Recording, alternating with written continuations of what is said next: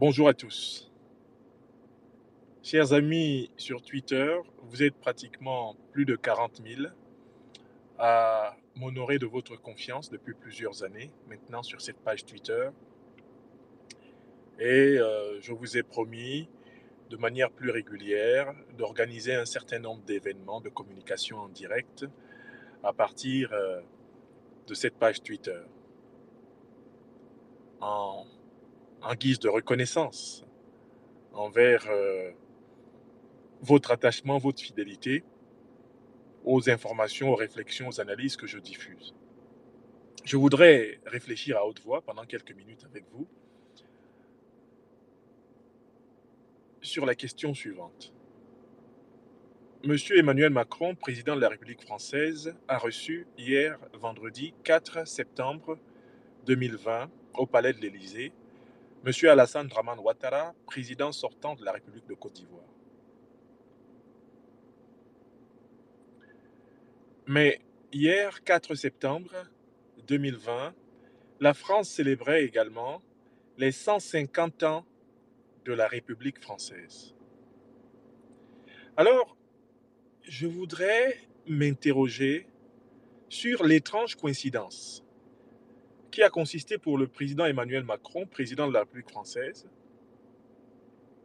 à célébrer la République française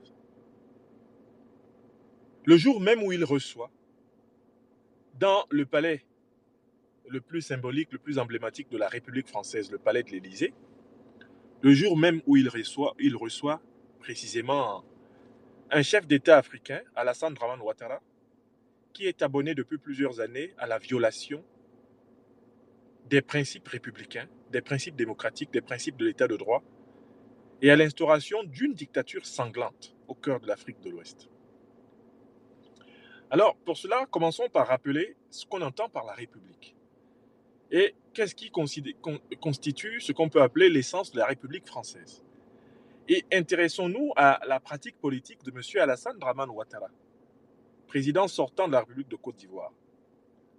Vous verrez très rapidement qu'il y a une antinomie, il y a une contradiction flagrante entre les normes de la République, telles qu'elles sont à l'origine de la création de la République française, d'une part, et d'autre part, la pratique politique de M. Ouattara reçue par M. Emmanuel Macron le jour même de la fête de la République française.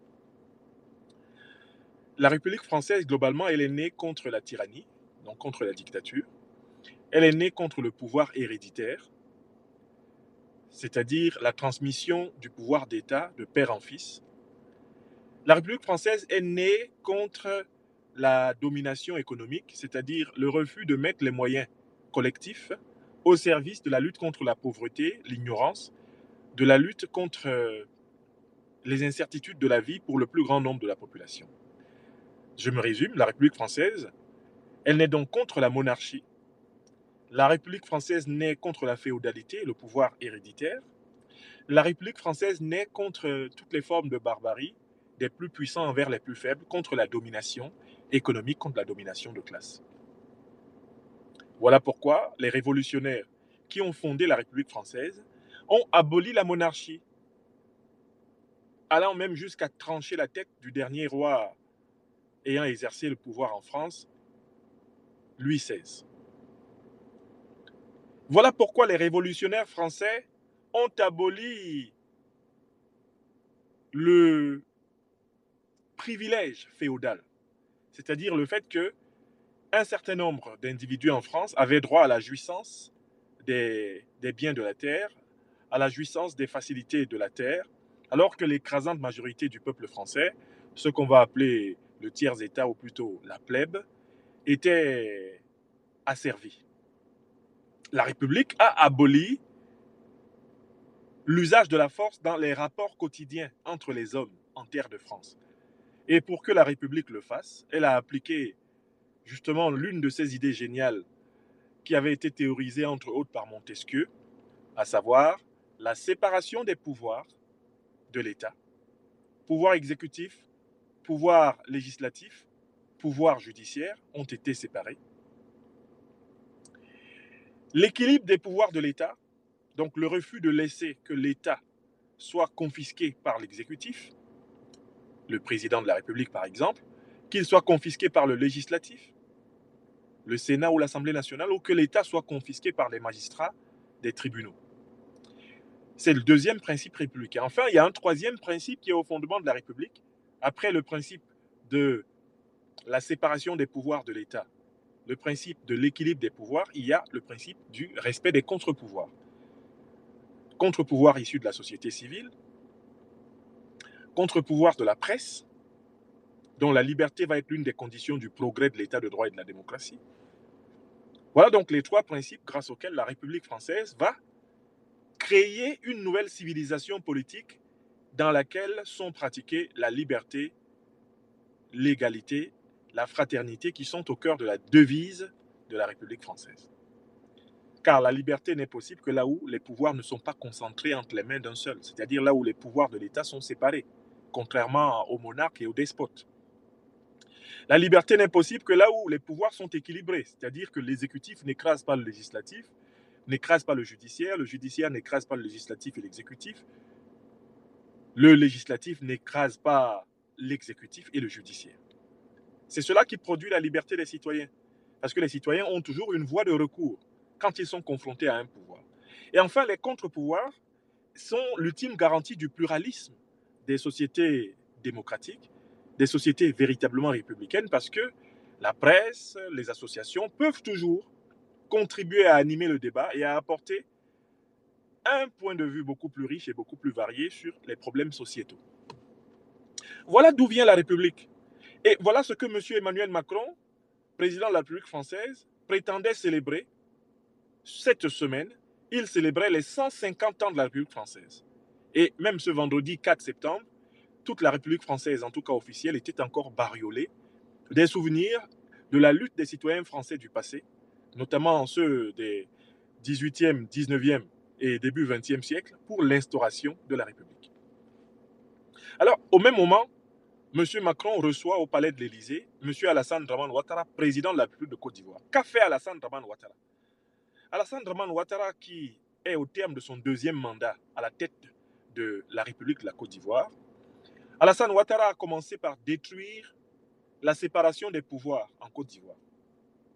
À partir de 2019, janvier, les magistrats de Côte d'Ivoire rassemblés dans leurs principaux syndicats, les avocats de Côte d'Ivoire rassemblés dans leurs principaux syndicats, et notamment le barreau des avocats de Côte d'Ivoire, l'ordre des avocats de Côte d'Ivoire, eh bien ces deux organisations, ces deux corporations ont publié des déclarations disant que le régime de M. Ouattara empêchait le fonctionnement indépendant de la justice, que les tribunaux étaient braqués, que les tribunaux étaient entièrement contrôlés par le ministère de la Justice et notamment par la présidence de la République. Bref, qu'il n'y avait plus d'indépendance. Le semblant d'indépendance de la justice qui avait commencé à être conquis lors des années précédentes venait d'être restreint. L'Assemblée nationale de la Côte d'Ivoire, qui était le pouvoir législatif, a connu une crise très grave, laquelle a conduit à la démission le 8 février 2019 de Guillaume Kigba-Fori Soro, précisément parce que M. Ouattara a empiété dans les responsabilités du Parlement ivoirien. M. Ouattara s'est mis à gouverner en utilisant des ordonnances qui empiétaient dans les domaines de compétences du Parlement. Il s'est mis à gouverner en dictant littéralement la loi. Non plus en faisant passer la loi par les représentants du peuple que sont les députés, mais en décrétant le sens et le contenu de la loi à propos de nombreux sujets que la Constitution réserve pourtant à l'Assemblée nationale. C'est cela qui a produit la démission du président du Conseil constitutionnel, le professeur Vaudier, parce qu'il s'est rendu compte qu'Alassane Ouattara avait décidé de diriger le pays uniquement et strictement à partir des décrets qu'il signait à la présidence de la République. Ouattara a donc détruit la justice ivoirienne. Ouattara a donc détruit le Parlement ivoirien parce qu'il a refusé que ce Parlement soit un lieu de débat. Et Alassane Ouattara a concentré le pouvoir exécutif, le pouvoir judiciaire et bien sûr le pouvoir législatif dans ses seules mains. Donc il a détruit le premier principe républicain, celui de la séparation des pouvoirs. Il ne s'est pas arrêté là. L'équilibre des pouvoirs a été remis en cause puisque tout se décide par Alassane Dramane Ouattara, tout se décide à la présidence de la République.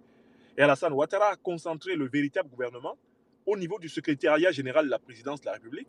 Et il a nommé son propre frère son frère de sang, de même père et probablement de même mère, il l'a nommé ministre des Affaires présidentielles. C'est-à-dire qu'Alassane Ouattara a introduit le principe du pouvoir héréditaire à l'intérieur de la République. Il s'est mis à gouverner en famille. Il s'est mis à gouverner avec les gens de son clan familial, avec les gens de son sang.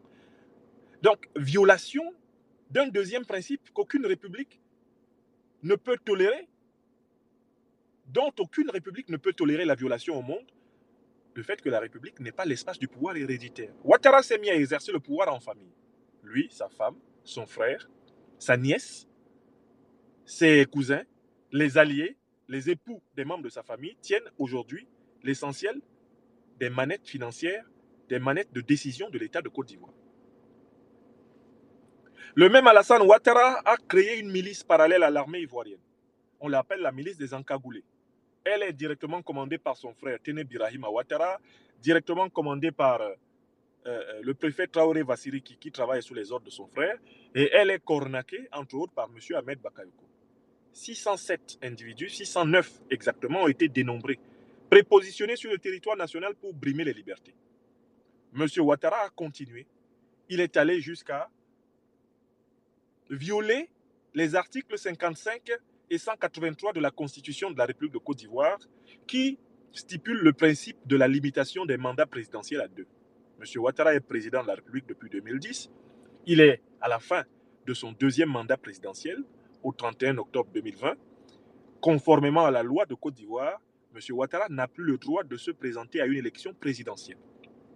Le 6 août 2020, M. Ouattara, qui avait pourtant annoncé au mois de mars qu'il respecterait le principe de la limitation des mandats, M. Ouattara est revenu sur ses déclarations et a violé la Constitution, allant jusqu'à déposer un dossier auprès de la Commission électorale indépendante, qui est complètement à sa botte, et exigeant que soit désormais considéré comme interprétation orthodoxe de la Constitution, eh bien, sa propre interprétation à lui. Donc, M. Ouattara a violé la Constitution de la République de Côte d'Ivoire. Et il est en train de continuer à la violer. Et il ne compte pas s'arrêter en si bon chemin. Cet homme-là a modifié la loi électorale en pleine pandémie du Covid, sans débat à l'Assemblée nationale. Cet homme-là a confisqué la commission électorale de Côte d'Ivoire, dans laquelle il a mis essentiellement ses partisans. M. Ouattara a constitué le Conseil constitutionnel de Côte d'Ivoire d'hommes et de femmes entièrement dépendants de sa personne, qui lui doivent l'essentiel de leur carrière politique. C'est dans ces circonstances que M. Ouattara a entraîné la Côte d'Ivoire dans une crise préélectorale terrible. Les Ivoiriens qui ont protesté contre ces actes de confiscation du pouvoir d'État ont été violemment brimés. Des députés sont en prison depuis bientôt 1 an. Des cadres politiques de l'opposition, qu'ils soient du FPI, du PDCI et surtout de Génération et Peuple Solidaire, le parti de Guillaume Soro, sont en prison. Et beaucoup ont été arrêtés courant août, c'est-à-dire il y a à peine quelques jours. M. Ouattara a contraint à l'exil tous les responsables de la classe politique ivoirienne qu'il pouvait contraindre à l'exil. C'est le cas de M. Laurent Gbagbo, de M. Charles Blé Goudé, de M. Akossi Benjo. C'est le cas de Guillaume Kigbafori Soro. M. Ouattara organise actuellement l'exclusion de la course à l'élection présidentielle de tous les opposants qui sont supposés être capables de le battre à cette élection. Ainsi, il a organisé l'exclusion des listes électorales de Laurent Gbagbo, de Guillaume Soro notamment, qui sont pourtant candidats à l'élection présidentielle de 2020. Donc, M. Ouattara a organisé la répression des Ivoiriens qui se plaignaient. On compte au bas mot en 2 semaines 26 personnes assassinées. Comment un homme qui a un tel tableau clinique d'exercice du pouvoir politique, un exercice clairement anti-républicain, comment cet homme-là peut être reçu par le président français Emmanuel Macron, déjà à 2 mois des élections, ce qui est une manière de prendre parti pour lui. Mais comment cet homme peut être reçu alors même que la France est en train de célébrer la République, la valeur de la République? Comment peut-on recevoir cet homme précisément au moment où la France est en train d'affirmer le caractère sacro-saint des principes de la séparation des pouvoirs, de l'équilibre des pouvoirs, du respect des contre-pouvoirs, du pluralisme, de la protection des droits de l'homme? Au moment où la France est en train de chanter et de se chanter elle-même patrie des droits de l'homme, faut-il qu'elle reçoive l'ennemi des droits de l'homme? qu'est Alassane Dramane Ouattara. Eh bien, je me suis torturé les méninges dans tous les sens pour comprendre pourquoi Emmanuel Macron a fait cela. Et la seule réponse que j'ai pu trouver, je vous la donne maintenant en conclusion de cette brève intervention. Monsieur Emmanuel Macron, président de la République française, considère que les Africains ne sont pas des hommes à part entière, c'est-à-dire des êtres humains méritant de vivre dans des états de droit et dans des démocraties. La démocratie et l'état de droit que célèbre Emmanuel Macron, les 150 ans de la République qu'Emmanuel Macron, président de la République française, célèbre, ne concernent pas les Africains dans l'esprit d'Emmanuel Macron. Emmanuel Macron ne se sent pas dans une situation de contradiction. Emmanuel Macron ne voit pas la contradiction qu'il y a à célébrer la République française et à accueillir un dictateur africain pendant même la célébration. Parce qu'en fait, la dictature, c'est pour les nègres d'Afrique. Et la République, c'est pour les blancs de France. Je recommence. Emmanuel Macron ne perçoit pas la contradiction de l'acte qu'il a posé. Recevoir un dictateur africain qui porte celui du sang frais de citoyens africains assassinés lors de manifestations pacifiques. Pour Emmanuel Macron, il n'y a pas de contradiction à recevoir un dictateur pendant qu'on célèbre la République. Pourquoi? Parce que la République, elle est faite pour les Blancs de France. Alors que la dictature convient tout à fait aux Noirs d'Afrique. Donc, qu'un dictateur africain soit reçu à l'Élysée, cela ne paraît pas être une contradiction flagrante. Cela ne pose même pas de problème à M. Macron parce que c'est un dictateur africain et que les dictatures sont faites pour l'Afrique. Et les Africains faits pour vivre dans les dictatures. Un des prédécesseurs de M. Macron, M. Jacques Chirac, s'était permis de dire dans les années 90 que la démocratie était un luxe pour les Africains, que le type le plus important pour les Africains, c'était d'abord de manger, boire, se loger, se vêtir, se soigner. Et qu'on verrait pour plus tard pour la démocratie. Eh bien, M. Macron fonctionne exactement dans la même logique. Il appartient à cette élite politique française qui souffre encore et qui est encore prisonnière des représentations du colonialisme, des représentations de l'esclavagisme, des représentations du racisme. Car si Emmanuel Macron considérait les Ivoiriennes et les Ivoiriens comme des êtres humains à part entière, il comprendrait la contradiction qu'il y a à recevoir un despote ivoirien en France au moment où on célèbre la République française.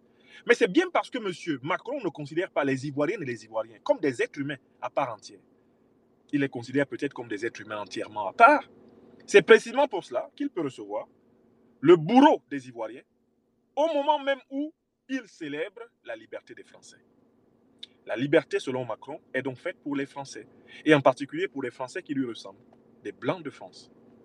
Car si M. Macron se souvenait qu'il y a des Africains de France, et que parmi ces Africains de France, il y a des Africains venus de la Côte d'Ivoire, M. Macron se rendrait compte que recevoir le dictateur de Côte d'Ivoire est une injure à ses propres concitoyens français originaires d'Afrique. Mais même cette contradiction n'apparaît pas évidente à M. Macron. Il y a des Français d'origine ivoirienne. Et donc des Français qui sont sensibles aux brutalités que M. Ouattara inflige au peuple de leur pays natal. M. Macron n'a que faire de ces Français d'origine ivoirienne. M. Macron n'a que faire de ces Français d'origine africaine. Parce que ce sont des Noirs. Et parce que, comme pour George Floyd aux États-Unis, comme pour Moussa Traoré en France, comme pour tous les nègres de la terre, sous l'ordre impérial du racisme blanc, la démocratie est un luxe. Oui, le pays dans lequel on peut mettre Madame Obono, le pays dans lequel on peut mettre Madame Obono dans un journal de Paris, sous des chaînes d'esclaves nègres, ce pays-là est un pays qui n'est pas encore guéri de son mal le plus profond. Son mal le plus profond, c'est l'esclavage. Son mal le plus profond, c'est le racisme. Son mal le plus profond, c'est le colonialisme, qui n'ont pas disparu des esprits de son élite. Son élite n'a pas abandonné cela. Il faut le comprendre. Et c'est ce qui peut expliquer l'indifférence de M. Macron à ce que ressentiront les Ivoiriens en Côte d'Ivoire, qui souffrent de la dictature de Ouattara, l'indifférence de M. Macron à ce que ressentiront les Français d'origine africaine en général, les Français d'origine ivoirienne en particulier. qui voient M. Macron célébrer le bourreau de leur peuple, le bourreau de leurs frères. C'est que M. Macron ne les considère pas comme des êtres humains comme lui. La République dont Macron célèbre les 150 ans est une République racisée. C'est une République qui n'est pas encore débarrassée de ses structures de négrière. C'est une République négrière. D'ailleurs, valeur actuelle, en utilisant l'image de Mme Obono, a voulu dire ça. C'est malheureusement une République encore colonialiste. C'est cette triste vérité qui s'impose aujourd'hui. Il appartient aux peuples africains. Il appartient aux Africains de France, aux Africains d'Europe, aux Africains du monde entier de savoir que tant que nous ne nous serons pas battus pour que des États de droit et de véritable démocratie règnent et prédominent sur le continent noir, nous ne serons pas pleinement regardés en humanité hors du continent noir. La libération, l'émancipation totale de l'homme sur le continent africain est la condition même de la pleine citoyenneté de tous les Africains partout dans le monde. Chers amis, je vous remercie et je vous souhaite un excellent week-end. Bonne journée sur Twitter. C'était pour vous. Merci. Merci à tous.